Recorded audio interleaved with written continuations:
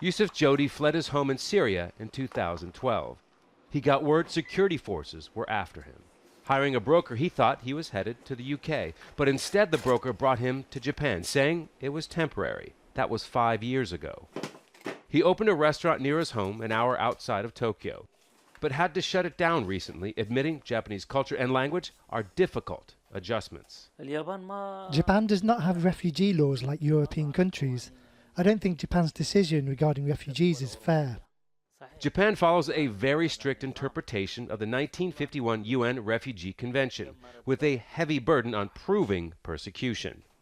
Under fire from human rights groups, Japan only accepts 20 to 30 refugees a year.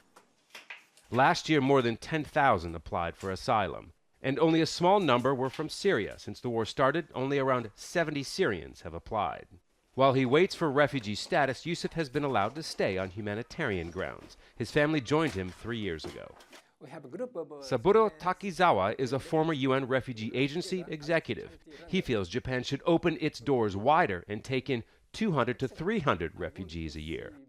These people are really strong, and they are sources of inspiration. And we have only 20, 30 every year. And vast majority of the Japanese people have never seen a refugee. He also feels that lack of exposure to refugees by Japanese people contributes to their image of who refugees are and what they might be able to do for the country. So if there are more refugees in Japan, SABURO TAKIZAWA thinks stereotypes can be broken. Many people in the country want their government to do more. There is no system in place for helping refugees, and the government is not doing enough. Refugees come to this country because they're troubled. They shouldn't be neglected. I think it's important to be willing to accept them. While Japan's not accepting many refugees, it has contributed billions of dollars in global refugee assistance. Last year, $164 million alone went to the UNHCR. YOUSSEF might not agree on its policies and ended up in Japan by accident, but it's where he sees the future.